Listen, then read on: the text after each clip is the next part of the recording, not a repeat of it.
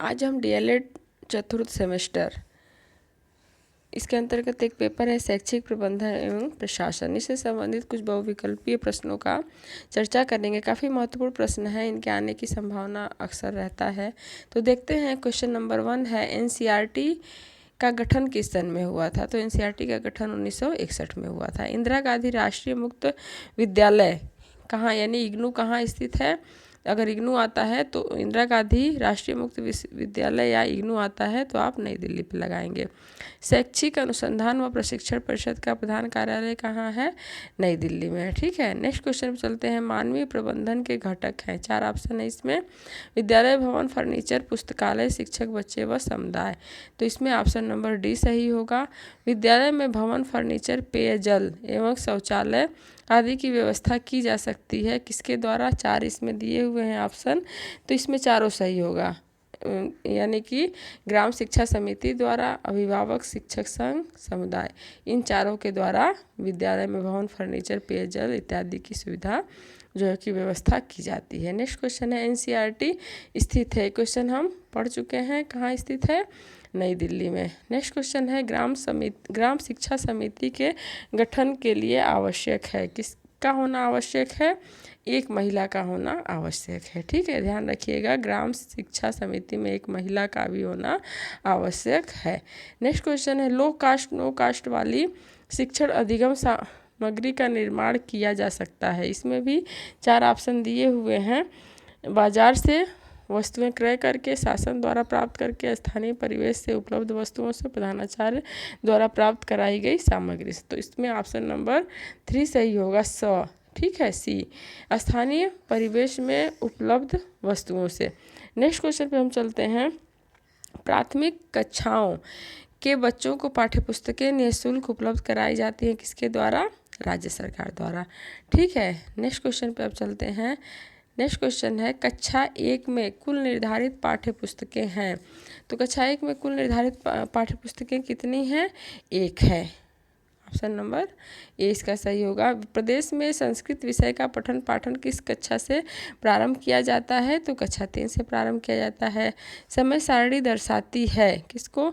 बच्चों की अधिगम प्रक्रिया, शिक्षक की शिक्षण प्रक्रिया, प्रधानाध्यापक के नेतृत्व, यानी कि सभी क्रियाकलापों को समय सारणी जो दर्शाती है। ऑप्शन नंबर डी इसका सही होगा। नेक्स्ट क्वेश्चन पे चलते हैं। पाठ्य सहगामी क्रियाकलापों के संचालन का दायित्व सौंपना चाहिए। 4 ऑप्शन है इसमें। तो पाठ्य सहगामी क्रियाकलापों के संचालन का दायित्व किसको सौंपना चाहिए? शिक्षक को। ठीक है, ऑप्शन नंबर ए इसका सही होगा। प्रत्येक जनपद में कार्यरत शिक्षा समन्वयक अधीन होते हैं, किसके अधीन होते हैं? 4 ऑप्शन में। तो जिला बेसिक शिक्षा अधिकारी के अधीन होते हैं। ठीक है, नेक्स्ट क्वेश्चन में चलते हैं। राज्य शैक्षिक अनुसंधान एवं प्रशिक्षण परिषद का मुख्यालय है, 2016 में पूछा गया है क्वेश्चन। तो एनसीईआरटी का जो मुख्यालय वह कहाँ पर है? लखनऊ में। ठीक है, एनसीईआरटी आएगा तो दिल्ली और एससीईआरटी आएगा तो लखनऊ। ठीक है, नेक्स्ट क्वेश्चन पे चलते हैं। जिला स्तर की सर्वोच्च अकादमिक संस्था है। तो जिला स्तर की सर्वोच्च जो अकादमिक संस्था है वह क्या है? डाइट है। कक्षा कक्ष एवं कक्षा कक्ष के बाहर किसी सार्थक क्रियाकलाप के संपन्न कराने के लिए आवश्यक है। 4 ऑप्शन है इसमें। नेतृत्व करना, योजना बनाना, प्रशासन करना व प्रबंधन करना। तो योजना बनाना। ठीक है, जब पहले हम योजना प्लानिंग सही से करेंगे तभी तो हमारा कार्य जो है वह संपन्न होगा अच्छे से। विद्यालय प्रबंधन के अंतर्गत किस संगठन का समन्वय नहीं होता है? 2017 में प्रश्न पूछा गया है। 4 ऑप्शन है। वित्तीय संसाधन, भौतिक संसाधन, मानवीय उपयुक्त, सभी। तो ऑप्शन नंबर इसका और ए सही होगा। वित्तीय संसाधन का समन्वय जो है वह नहीं होगा। ठीक है, इसका ऑप्शन नंबर ए सही होगा। विद्यालय प्रबंधन के अंतर्गत वित्तीय संसाधन संगठन का समन्वय नहीं होता। नेक्स्ट क्वेश्चन में चलते हैं। विद्यालय में शिक्षण के अलावा बच्चों के विकास हेतु विशेष ध्यान दिया जाता है किसका? बच्चे के अंतर्निहित गुणों एवं शक्तियों का। नेक्स्ट क्वेश्चन में चलते हैं। कक्षा कक्ष में बच्चों के लिए फर्नीचर की व्यवस्था की जानी चाहिए। 4 ऑप्शन है इसमें, तो ऑप्शन नंबर कौन सा सही होगा? उनकी शारीरिक अभिवृद्धि के अनुसार, ठीक है, क्योंकि फर्नीचर जो है वह बच्चे की शारीरिक वृद्धि के अनुसार ही उन्हें ज़रूरत पड़ती है।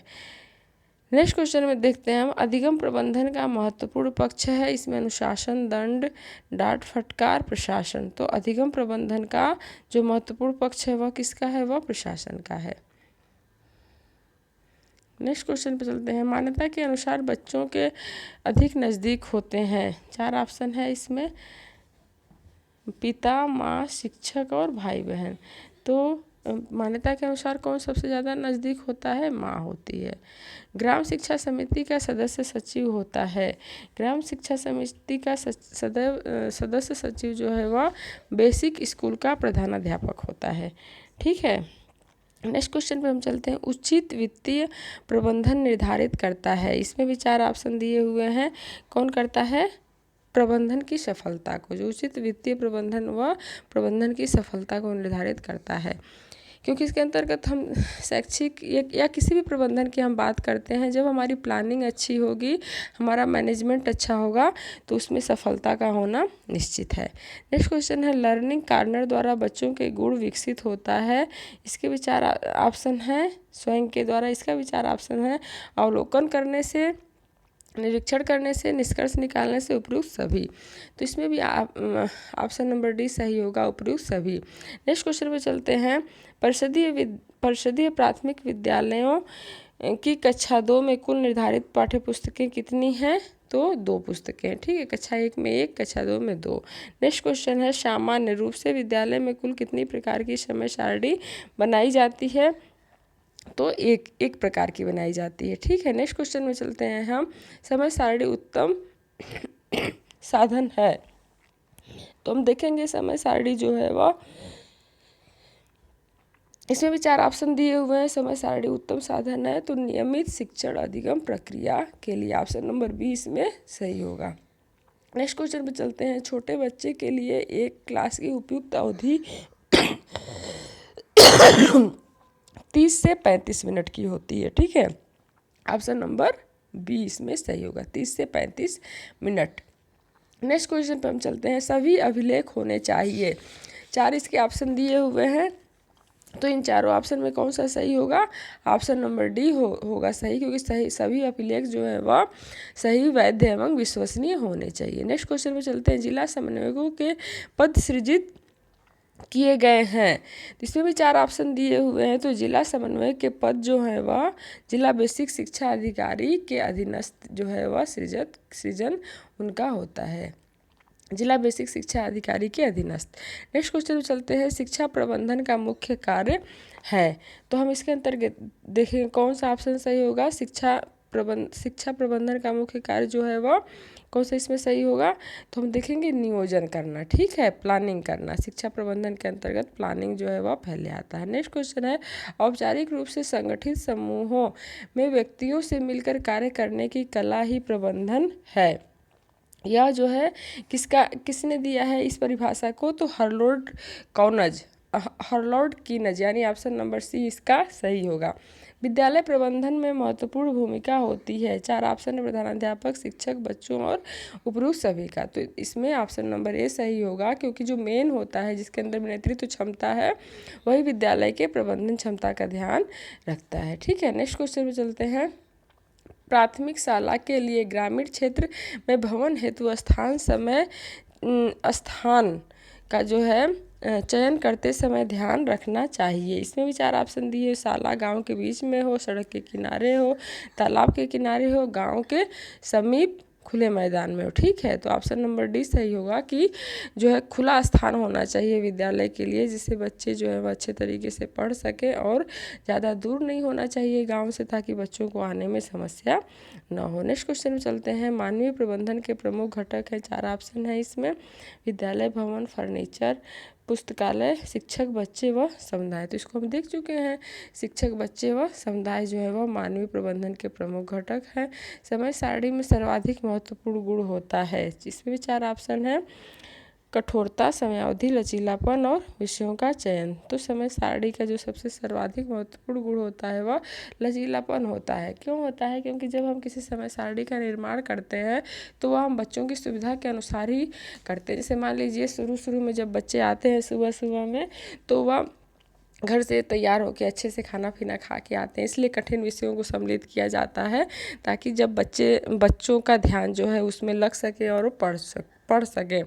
जब उनको थकान लगती है, आप देखिए समय सारणी में जो सबसे लास्ट आता है तो सबसे लास्ट में खेल कूद कर दिया जाता है, फिजिकल जो शारीरिक शिक्षा रख दिया जाता है ताकि बच्चे खेले कूदें तो उनका शारीरिक विकास हो। ठीक है, तो इस तरह से लचीलापन जो है, फ्लेक्सिबिलिटी का होना समय सारणी में महत्वपूर्ण है। नेक्स्ट क्वेश्चन में चलते हैं। विद्यालय समुदाय के परस्पर सहयोग का मुख्य उद्देश्य है। इसके भी 4 ऑप्शन दिए हुए हैं, तो हम देखेंगे 4 ऑप्शन में कौन सा सही होगा। अध्यापकों को अनुशासित करना, छात्रों और अध्यापकों में मधुर संबंध स्थापित करना, छात्रों में अध्ययन के प्रति, तो ये विद्यालय समुदाय का नहीं बल्कि समुदाय से सहयोग प्राप्त करना। ठीक है, ऑप्शन नंबर इसका डी सही होगा।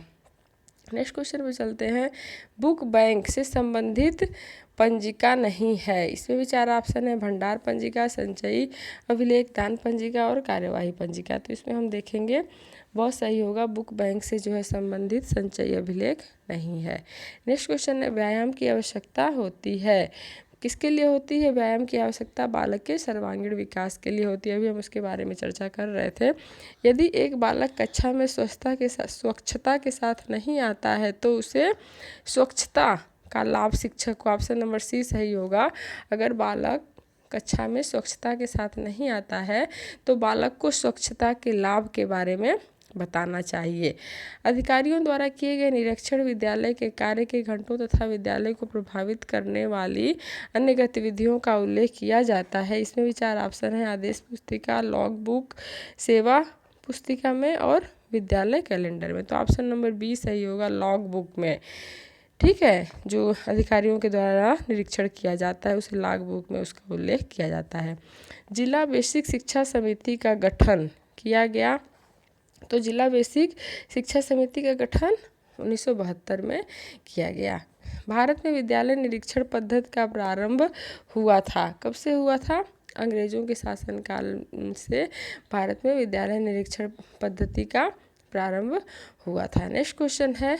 विद्यालय में बौद्धिक प्रयोगशाला के अंतर्गत क्या है? तो बौद्धिक प्रयोगशाला के अंतर्गत पुस्तकालय आता है, क्योंकि पुस्तकालय में ही तो जाने से बच्चे के अंदर बौद्धिकता का विकास होता है। संचयी अभिलेख पत्र में लेखा रखा जाता है। तो किसका लेखा जोखा रखा जाता है? छात्र के प्रगति का। ठीक है, उनके अचीवमेंट का लेखा जोखा रखा जाता है संचयी अभिलेख प्रपत्र में। अब हम देखेंगे कुछ प्रश्न जो 2019 में पूछे गए हैं, उन्हें हम देख लेते हैं। तो इसके अंतर्गत पहला प्रश्न है, निम्नलिखित में से कौन सा भौतिक संसाधन के अंतर्गत आता है? 4 है इसमें ऑप्शन। छात्र छात्राएं, शिक्षक, विद्यालय भवन और प्रधानाध्यापक। तो भौतिक संसाधन के अंतर्गत कौन आता है? विद्यालय भवन आता है। ठीक है, बाकी तो छात्र छात्राएं और शिक्षक और ये जो हैं प्रधानाध्यापक के मानवीय घटक के अंतर्गत आते हैं। नेक्स्ट क्वेश्चन में चलते हैं। विद्यालय की बौद्धिक प्रयोगशाला होता है, अभी हम इसके बारे में चर्चा किए थे। पुस्तकालय समस्या समाधान का प्रमुख अंग है। इसमें हम देखेंगे 4 ऑप्शन। अनुशासन प्रक्रिया, अधिगम प्रक्रिया, निर्णयन प्रक्रिया और शिक्षण प्रक्रिया। तो कौन होता है? निर्णयन प्रक्रिया जो है वह समस्या समाधान का प्रमुख साधन है। मानवीय प्रबंधन के घटक के अंतर्गत कौन कौन आता है? शिक्षक, छात्र छात्राएं एवं समुदाय आते हैं। ठीक है, समय सारणी को कहा जाता है, समय सारणी को क्या कहा जाता है? विद्यालय की दूसरी घड़ी कही जाती है। ऑप्शन नंबर ए सही होगा। विद्यालय के अभिलेखों का मुख्य उद्देश्य होता है। तो क्या होता है विद्यालय के अभिलेखों का मुख्य उद्देश्य? क्या होता है? वह आवश्यक सूचनाओं का रख रखाव करना। ठीक है, ऑप्शन नंबर ब इसका सही होगा। कोठारी कमीशन को राष्ट्र निर्माता की संज्ञा किसने दिया है? इसमें भी 4 ऑप्शन दिए हुए हैं। कोठारी कमीशन ने राष्ट्र निर्माता की संज्ञा किसे दिया है? इंजीनियरों को। ठीक है, इसमें हम देखेंगे इंजीनियर अध्यापकों को। ठीक है, सॉरी, जो कोठारी कमीशन जो 1966 में आया था, DS कोठारी जिसके अध्यक्ष थे, वह राष्ट्र निर्माता की जो संज्ञा है वह अध्यापकों को दिए थे। ठीक है। नेक्स्ट क्वेश्चन में चलते हैं। शैक्षिक पर्यवेक्षण का मुख्य अंग होता है, इसमें भी 4 ऑप्शन दिए हुए हैं। तो शैक्षिक पर्यवेक्षण के मुख्य अंग के अंतर्गत शिक्षा की संपूर्ण प्रक्रिया में वांछनीय परिवर्तन, सामान्य निर्देशन देना, कक्षा का निरीक्षण, अनुदानों का अपव्यय एवं निरीक्षण। इसमें कौन सा ऑप्शन सही होगा? इसमें ऑप्शन नंबर ए सही होगा, शिक्षा की संपूर्ण प्रक्रिया में वांछनीय परिवर्तन करना। ठीक है। नेक्स्ट क्वेश्चन में चलते हैं। राज्य शिक्षा संस्थान, राज्य शिक्षा संस्थान कहाँ स्थित है? तो राज्य शिक्षा संस्थान जो है वह प्रयागराज में स्थित है, और एससीईआरटी जो शैक्षिक अनुसंधान वह लखनऊ में स्थित है। नेक्स्ट क्वेश्चन है। विद्यालय में अनुशासन स्थापित करने में सहायक नहीं है, क्या सहायक नहीं है? दंड की अधिकता, अगर बच्चे को ज़्यादा दंड दिया जाए तो उससे अनुशासन स्थापित नहीं होगा। नेक्स्ट क्वेश्चन है। राज्य हिंदी संस्थान कहाँ स्थित है? राज्य हिंदी संस्थान कहाँ स्थित है? यह वाराणसी में स्थित है। ऑप्शन नंबर 20 का सही होगा, राज्य हिंदी संस्थान जो है वह वाराणसी में स्थित है। नेक्स्ट क्वेश्चन पे चलते हैं।